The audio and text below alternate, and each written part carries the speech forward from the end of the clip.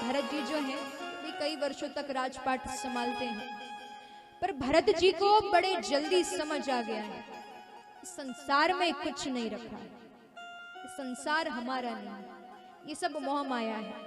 तो इसलिए जो राजा भरत है वो अपना सब कुछ त्याग देते हैं और वन की तरफ प्रस्थान करते हैं। अपना जितना भी राजपाट है वो अपने बच्चों को और पत्नी को सौंप देते हैं। अब वन में चले गए हैं तो वन में जाकर के साधु संतों के भांति रह रहे हैं। जिस तरह से साधु संतों का जीवन होता है वैसे जीवन जी रहे हैं, आश्रम में रहते हैं, ईश्वर का नाम लेते हैं। अब महाराज नित्य प्रतिदिन की तरह वो गंडक नदी के पास स्नान करने जाते हैं। वहां देख रहे हैं कि वहीं दूसरे तट पर एक हिरणों का झुंड खड़ा हुआ है, बहुत सारी हिरणे हैं, उनमें से एक हिरण जो है गर्भवती।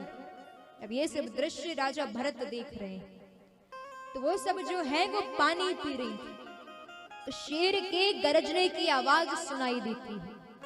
जैसे ही शेर की आवाज आई तो सारे हिरण जो हैं वो घबरा जाते हैं, छलांग लगा देते हैं। तो वो गर्भवती हिरणी भी छलांग लगा देती है, तो उसका गर्भ गिर जाता है।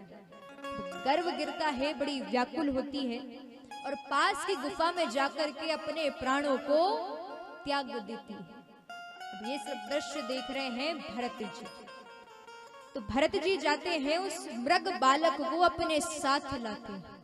अब आश्रम में उसके साथ रहने लगे हैं, उस मृग बालक की बड़े अच्छे से देखभाल कर रहे हैं। और देखिए होता है यदि हम किसी के साथ ज्यादा दिन रहने लगते हैं तो एक लगाव सा लग जाता है। तो ऐसे ही भरत जी का लगाव उस मृग बालक से लग गया है। मतलब सुबह उठते हैं तो सबसे पहले मृग बालक को ढूंढते हैं, कहाँ पर है मृग बालक।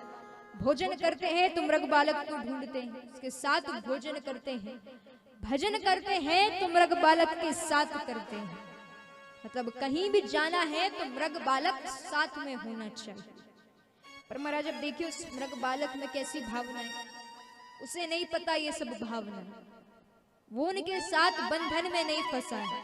तो एक दिन वो मृग बालक अपने ही जैसा एक हिरणों का झुंड देखता है। तो जैसे उस झुंड को देखा तो उन हिरणों के साथ चला गया है। भरत जी देख रहे हैं, ढूंढ रहे हैं मृग बालक कहां पर है, हर जगह ढूंढा पर मृग बालक कहीं नहीं मिलता। बहुत दुखी होते हैं क्योंकि बहुत ज्यादा लगाव था मृग बालक से। जब मृग बालक साथ छोड़कर चला गया है तो महाराज भरत जी का अंत समय निकट आता है। अब अंत समय में मुख में नाम है उस मृग बालक। और देखिए क्यों कहते हैं कि अंत समय में मुख में ईश्वर का नाम होना चाहिए। बताइए क्यों कहते हैं कि अंत में ईश्वर का नाम मुख में होना अच्छी बात है।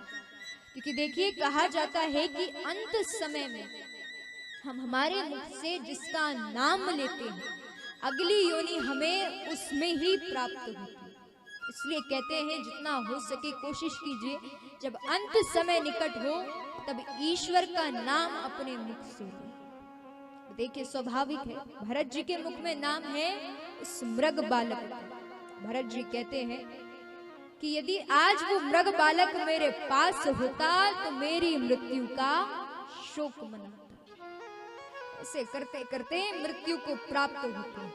स्वाभाविक है मुख में नाम था मृग बालक का, तो अगली योनि प्राप्त होती है मृग योनि। पर इस योनि में उन्हें सब कुछ याद है कि पूर्व जन्म में वो क्या थे, किस कारण से वो बंधन में फंसे और किस कारण से ये योनि प्राप्त हुई है।